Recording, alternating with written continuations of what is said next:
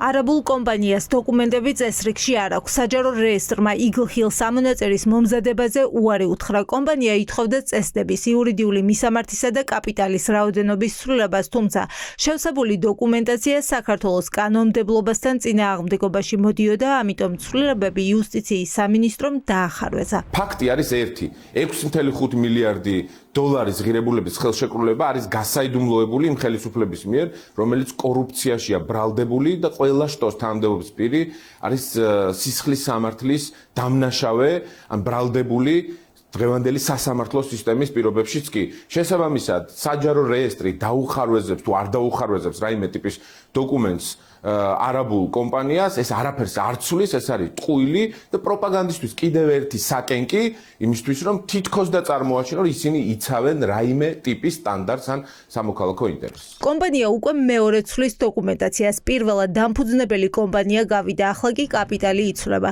ნებადართულ წილებსა და ნებადართულ კაპიტალზე კომპანიამ არასწორი მონაცემები გადააგზავნა. წაგების შემთხვევაში რა ხდება, ჩვენი უზრუნველყოფა რა არის, ასევე ბანკიდან თუ იქნება მოზიდული ინვესტიციები, ანუ ბანკში რა იდება ჩვენი მიწებიც, ის მიწებიც რომელიმე ქვეყნის ბანკში იქნება ჩადებული, ანუ რადგან წილში ხარ, ყველაფრის წილში ხარ, ხო? ასევე დასაზუსტებელია დავების სად იქნება, დავების გადაწყვეტა, ასევე დასაზუსტებელია მიწის მართვა, ანუ რა პირობით გადაეცემა, ასევე დასაზუსტებელია ხელშეკრულების მოშლის შემთხვევაში სახელმწიფო ვალდებულება რა არის. ჩემი აზრით ეს ყველაფერი ემსახურება უბრალოდ აი ამ რაღაცნაირად ფონის შექმნას, რომ თითქოს და რაღაცას განიხილავენ, რაღაცას კორექტირება მიმდინარეობს ამ წილებზე და მოსახლეობა შეიყვანონ შეცდომაში, რომ თითქოს და ისინი მუშაობენ ამ საკითხებზე და ყველაფერი არის გამჭვირვალე. სინამდვილეში ერთადერთი რაც მოსახლეობას აინტერესებს, უნდა რომ ბოლომდე მიიღოს გამჭვირვალობა და ნახოს რაზე არის მოწერილი ხელი.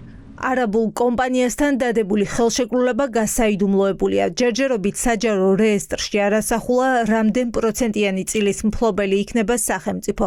ირაკლი კობახიძე ამტკიცებს, რომ 33%-იანი იქნება ქვეყნის წილი 850 ჰექტარი მიწის სანაცვლოდ გონიოსა და კრწანიშში, თუმცა ეს იურიდიულად არ გაფორმებულა, ასევე უცნობია, ვინ იქნებიან მმართველობითი ორგანოს შემადგენლობაში. სულ მომყავს ხოლმე მაგალითად ბოლო წლებში ნამახვან ჰესის პროექტი, რომელიც ასევე დაფარული იყო ძირითადად მოსახლეობისთვის, არავის აზრი არ უკითხავს და გაუქმებამ გამოიწვია ჩვენი სახელმწიფო ბიუჯეტიდან მილიარდ ლარამდე ზარალის დაკისრება, ხო?